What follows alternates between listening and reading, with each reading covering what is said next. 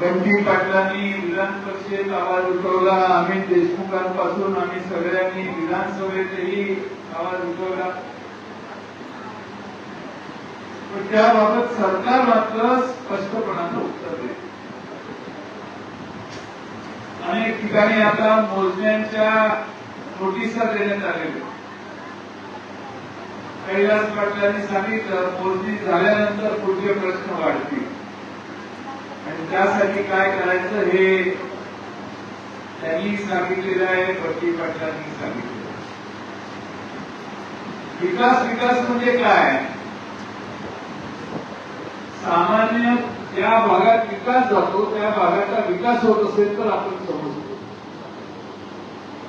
पण डोक्याच्या वरनं 2 मजल्यावरनं जर गाड्या जात असतील तर फार वर्षापूर्वी खेडेगावातली माणसं गाड्या बघायला रस्त्यावर येईल,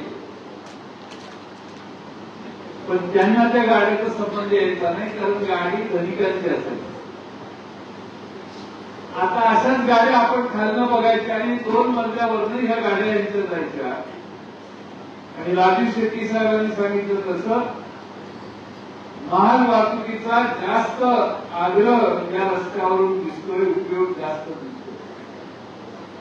याला जर पर्यायी रस्ते असतील तर मग हा लोकांच्या भावनेला विरोध करून हा मार्ग सरकार का स्वीकारत आहे की आम्हा सगळ्यांच्या मनातली खंत आहे आणि सगळ्या ट्रॅकमध्ये लोकांची नाराजी आहे. बरं, जमीन जाते म्हणून नुकसान होत आहे हा एक शेतकऱ्यांचा वर्ग आहे. दोन्ही बाजूला राहणाऱ्या शेतकऱ्यांची प्रचंड हानी होते. समृद्धी महामार्गाकडे बघितलं तर तुम्हाला त्याचे अनुभव जातो असा पाहायला मिळतो. इकडच्या बाजूच्या शेतकऱ्याच्या इकडच्या बाजूचं रान त्याला आयुष्यात परत कधी दिसत, कारण तो इकडे येऊ शकत नाही. यायचं असेल तर 5 किलोमीटर 10 किलोमीटर पुढे जाऊन मुलाखतीने यावं लागेल. सरकार आज म्हणतंय की आम्ही 50-50 मीटरवर तुम्हाला बोगदे काढू, म्हणजे 70-80 हजार कोटीचा हा रस्ता 90 अजून 50-60 हजार कोटीने वाढवण्याचा इरादा जर सरकारचा असेल तर आम्हाला माहिती. आणि म्हणून या समृद्धी मार्गाच्या बरोबरीनं हेही शक्तीपीठाचा मार्ग लोक स्वीकारतील. दर वाढवले तर लोक आपल्या बरोबर येतील, दर वाढवले की लोक गप्प बसतात. हा दुसऱ्या भागातला अनुभव हा या भागात येणार नाही अशी मला खात्री आहे. शक्तीपीठ सगळी देवस्थानाच्या देवानं काम सुरू केलं, देवाच्या नावानं. या रस्त्याला शक्तीपीठ का नाव दिलं तर सगळी देवस्थानं जोडतोय म्हणजे. तो रस्ता पंढरपूरच्या जवळून जात होता की आता 23 किलोमीटर लांब येणार, म्हणजे सगळ्यात मोठं शक्तीपीठ त्याच्यापासून तुमचा रस्ता लांब. आणि म्हणून राजू शेट्टी म्हटले ते योग्य आहे की खनिजाची माल वाहतूक गोव्यापर्यंत करण्याचा प्रयत्न ही सगळी मंडळी करायला लागेल, सरकारला करायचं. आम्ही विकासाच्या येणारी लोक नाही, आम्ही आमच्या आयुष्यात कायम विकासाचाच आग्रह धरलेला आहे. पण लोकांना पाऊस चालू झाल्यामुळे भाषण वाढवावे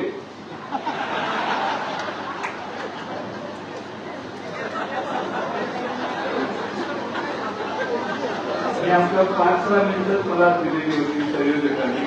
5-6 मिनिटात आठवण आदेश दिला तर मग मी त्यानंतर मी आभारच मानतो. राष्ट्रवादीला पावसात भाषेत शुभ असते असतात, म्हणून आपल्या सर्वांना या सरकारच्या निर्णयाला विरोध करत असताना ज्यांच्या जमिनी जात नाहीत त्याच्याबरोबर ती गावं देखील आज या सरकारवर असंतुष्ट आहेत.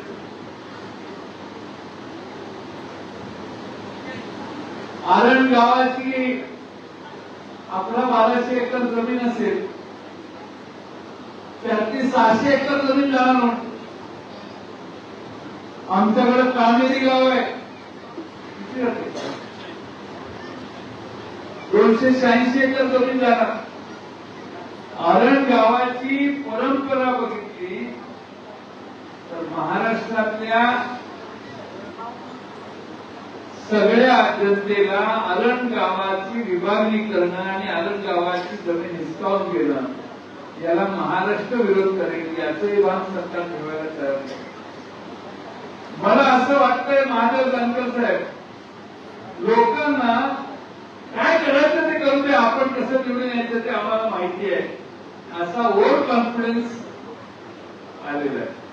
हा ओव्हर कॉन्फिडन्स वेगळ्या कारणाने येतो. आज ते सोनम ते वांगचुक त्यांचं 20 दिवसाचं उपोषण त्यांना उचलून नेलं. तिथपर्यंत ठीक आहे, आता ते 20 दिवस झाले, बरेच दिवस झाले, वयस्कर आहे. पण त्या अभिजितचं जे आंदोलन चालू होतं ते तर चालू ठेवायचं ना. पण त्यांनाही कशा घोटाळ्याला लावणे हे हुकुमशहाचं लक्षण आहे. लोकांना काय करायचं ते करा. एकदा तुम्हाला आठवतं त्यांना माहित नाही, दिल्लीला वेढा घातला होता शेतकऱ्यांनी. 700-750 शेतकरी आंदोलनात कृत झाले तरी सरकार त्यांच्याशी चर्चेला आलं नाही. परवा इथं सोलापूरला कार्यकर्ता बसला होता, त्या घड्याळ पक्षाचा होता. त्याला मी सारखा आग्रह केला, उठ आता म्हटलं, हे कोणी तुला भेटायला येणार नाही, लागेल वाट तुझी जाशील वर तू.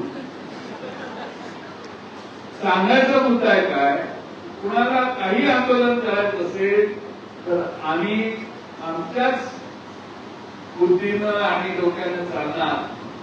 हा अहमभाव सत्तेत निर्माण झालेला दिसतोय आणि म्हणून आपण अधिक संघटितपणाने या शक्तीपीठाला विरोध करण्यासाठी आज एकत्रित झालोय. पाऊस बाहेर जवळपास थांबलेला आहे. आपल्या सर्वांना अशी विनंती आता माझ्या नंतर होणार आहे, आम्ही सगळे आधी पुढे जातो आणि मग हळूहळू तुम्ही बाहेर या. अशासाठी माझ्यानंतर एक अनाउन्समेंट होईल.